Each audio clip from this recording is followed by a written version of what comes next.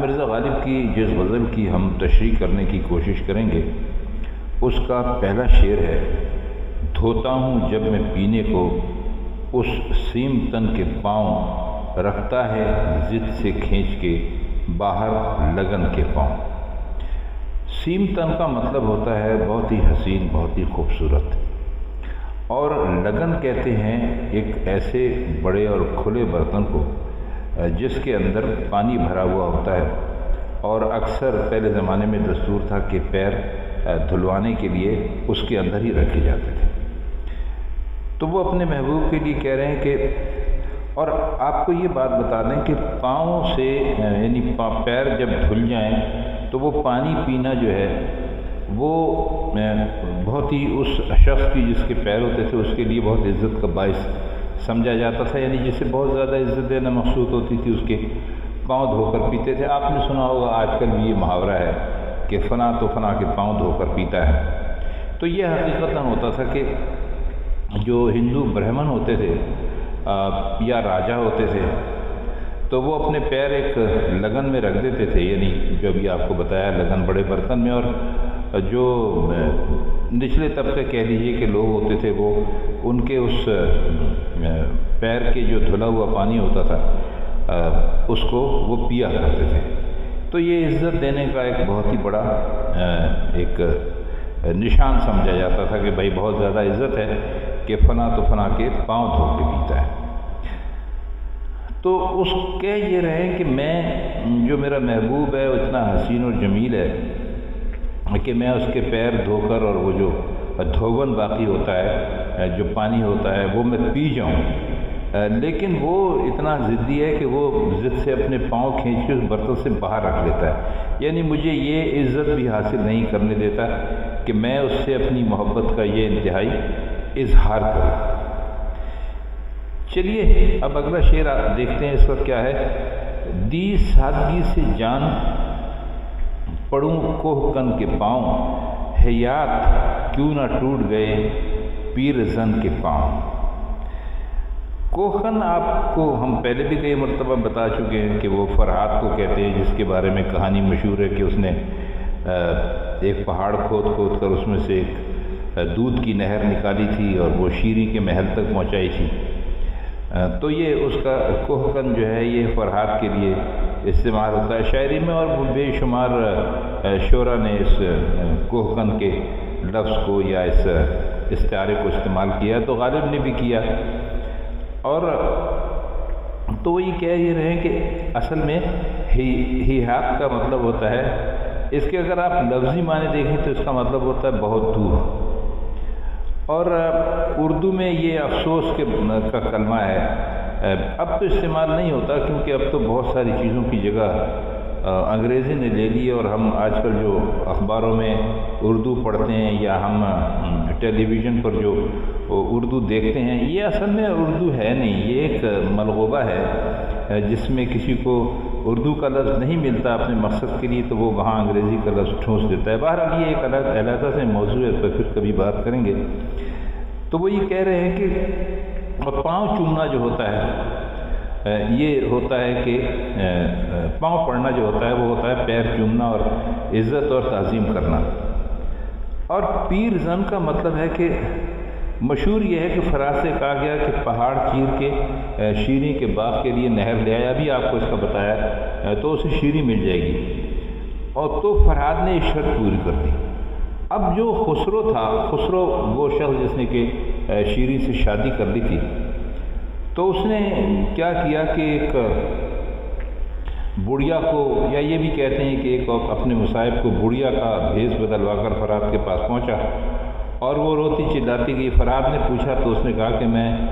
شیری کی دایا ہوں اور میں نے اسے پالا تھا، یعنی بہت پرانی ملازمہ تھی، اور وہ آج مر گئی۔ تو فرات نے یہ سنتے ہی وہ جو تیشہ جس سے کہ وہ اپنا وہ کیا کہتے ہیں نہر جو نکال رہا تھا جس سے، اس نے وہ اپنے سر میں مارا اور وہ مر گیا۔ یہ اصل میں یہ تشریح کیا، یہ لفظ کا معنی کرتے وقت یہ ساری کہانی ہمیں آپ کو سنانی پڑی۔ اب اس کی شرح جو ہے وہ یہ ہے کہ فرات نے تو بھول پن سے جان دے دی، تو وہ شاعر یہ کہتے ہیں کہ میرے دل میں اس کی سادگی کے لیے بہت عزت ہے اور میرا جی چاہتا ہے کہ اس کے پاؤں چوموں، لیکن افسوس اس بڑھیا کے پاؤں کیوں نہ ٹوٹ گئے جس نے شیریں کی موت کی جھوٹی خبر جو تھی وہ فرحات تک پہنچائی اور وہ بیچارہ اپنی جان سے گیا۔ اب اس کا اگلا شعر ہے، بھاگے تھے ہم بہت سو اسی کی سزا ہے یہ، ہو کر اسیر داغتے ہیں رہزن کے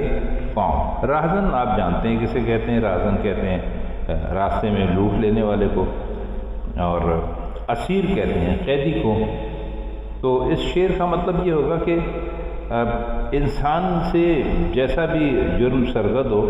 ویسی اسے سزا ملتی ہے۔ کہتے ہیں کہ راہزن کا حملہ ہوا تو ہم نے اس کی گرفت سے بچ نکلنے کے لیے بھاگنے میں کوئی کسر نہیں رکھی، لیکن پکڑے گئے اور ہمارے لیے یہ سزا تجویز ہوئی ہے کہ رہزن کے پاؤں دبائیں، یعنی گرفتاری اور اسیری سے بچنے کے لیے رہزن کو جتنا دوڑایا تھا اتنی ہی کی سزا مل رہی ہے، اور سزا میں مشقت یہ ہے کہ رہزن کے دشت نوردی کے بعد مرگ ہلتے ہیں خود بخود میرے اندر کفن کے پاؤں۔ ذوق کہتے ہیں شوق کو، آپ کو اچھی طرح پتہ ہے، اور دشت نوردی کہتے ہیں صحراؤں میں گھومنے پھرنے کو، آوارہ گردی کرنے کو، اور مرگ کہتے ہیں موت کو۔ تو وہ یہ کہہ رہے ہیں کہ مجھے جو صحراؤں میں پھرنے کا شوق اس طرح میرے طبیعت میں اور میری فطرت میں رچ بس گیا تھا کہ مرنے کے بعد مجھے غسل دیا، کفن بھی پہنا دیا، لیکن میرے پاؤں بدستور ہل رہے ہیں۔ یہ اسی فطری ذوق کا کرشمہ ہے۔ خواتین حضرات اصل میں بتانے کی کوشش یہ کر رہے ہیں کہ آپ انسان جب کسی چیز کا عادی ہو جاتا ہے تو اس کو مرنے کے بعد بھی وہ اپنی اس عادت کو پورا کرنے سے باز نہیں آتا۔ آئیے اب اگلا شعر دیکھتے ہیں کہ ہے جوش گل بہار میں یہاں تک کہ ہر طرف اڑتے ہوئے الجھتے ہیں مرغ چمن کے پاؤں۔ مرغ چمن کہتے ہیں پرندے کو، اور جوش گل بہار کہتے ہیں کہ جب بہت زیادہ بہار آئی ہوئی ہو، بہار کا موسم ہو اور ہر طرف پھولوں کے اندر ایک جوش کا مطلب یہ ہے کہ وہ اپنی جوبن ہے وہ دکھلا رہے ہوں پھول۔ تو ان کا کہنے کا مقصد یہ ہے کہ بہار کے موسم میں ہر طرف پھولوں کے جوش کا یہ عالم ہے کہ پرندے باغ میں اڑتے ہیں تو ان کے پاؤں جا بجا الجھتے ہیں۔ اب اس کے دو معنی ہو سکتے ہیں، ایک تو یہ ہے کہ پھولوں کا جوش جال کی طرح پورے باغ پر چھا گیا، یعنی ہر جگہ پھول ہی پھول ہو گئے اور اس میں پرندوں کے پاؤں الجھ رہے ہیں۔ دوسرا یہ ہے کہ پھولوں کا جو جوش ہے یا ان کا پھیلاؤ ہے اس نے باغ میں ہر طرف عجیب کیفیت پیدا کر دی ہے۔ پرندہ اڑتا ہے لیکن پھولوں کی کیفیت دیکھتے ہی پر سمیٹ کر نیچے اتر آتا ہے، یعنی وہ یہاں سے جانا نہیں چاہتا۔ اچھا شعر ہے، بہت عمدہ شعر۔ اگلا شعر ہے کہ شب کو کسی کے خواب میں آیا نہ ہو کہیں، دکھتے ہیں آج اس بتے نازک بدن کے پاؤں۔ بتے نازک بدن کا مطلب بت کہتے ہیں، آپ کو پہلے بتلا چکے ہیں، جو اصطلاح ہے شاعری کی اس میں محبوب کو یا معشوق کو بت کہتے ہیں، اور بت نازک بدن یعنی بہت ہی نازک بدن والا جو ہمارا محبوب ہے اس کے لیے کہہ رہے ہیں۔ تو مطلب یہ ہے کہ اصل میں یہ بہت ہی پرانے انداز کا ایک شعر ہے، خیالی ہے بالکل، اس میں کوئی حقیقت یا کوئی فلسفہ تو تلاش کرنے کی ضرورت نہیں اور نہ ہی ملے گا، اور کیونکہ ہے ہی نہیں۔ تو یہ کہہ رہے ہیں کہ محبوب کی جو نزاکت ہے وہ ایسی ہے کہ آج اس کے نازک بدن کے پاؤں دکھ رہے ہیں۔ تو ایسا تو نہیں ہے کہ رات کسی کے خواب میں آیا ہو۔ اس نزاکت کا کیا کہنا کہ محبوب خواب میں بھی چل کر جائے تو اس کے پاؤں دکھنے لگے۔ سبحان اللہ، ایسی بات مرزا ہی کہہ سکتے ہیں۔ آئیے اب اس کے مقطع کی طرف یعنی آخری شعر کی طرف چلتے ہیں کہ غالب میرے کلام میں کیوں کر مزہ نہ ہو، پیتا ہوں دھو کے خسرو شیریں سخن کے پاؤں۔ یہ خسرو شیریں سخن کہتے ہیں اصل میں حضرت امیر خسرو کو، اور کو شیریں سخن میٹھی بات کہنے والا اس لیے کہتے ہیں کہ وہ بڑے اعلیٰ پائے کے شاعر تھے، کئی زبانوں میں شاعری کرتے تھے، اب اس وقت ہم ظاہر ہے کہ امیر خسرو کے بارے میں بیان نہیں کریں گے سوائے اس کہ آپ کو یہ بتا دیں کہ وہ ایک شاعر تھے اور وہ بہت ہی زیادہ اپنے زمانے کے بادشاہوں کے درباروں سے 15-16 درباروں سے وہ منسلک رہے اور سبھی ان کو پسند کرتے تھے، تو ظاہر ہے ان کے اندر ایک قابلیت تھی ایسی۔ تو وہی کہہ رہے ہیں کہ بھائی میرا جو کلام ہے وہ کیوں نہ اتنا اچھا ہو، کیونکہ میں تو ایک طرح سے ان کے پاؤں دھو کے پیتا ہوں، امیر خسرو کے پاؤں دھو کے پینے سے مطلب یہ ہے کہ میں نے ان سے ان کے کلام سے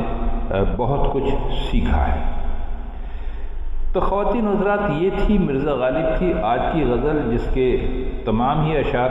ہم نے آپ کی خدمت میں پیش کیے اور ان کے معنی بھی پیش کیے۔ تو امید ہے کہ یہ غزل اب آپ کی سمجھ میں آ گئی ہوگی، اور اب جب اگلی دفعہ آپ اس غزل کو پڑھیں گے تو آپ کو اس غزل کا صحیح معنوں میں لطف آئے گا۔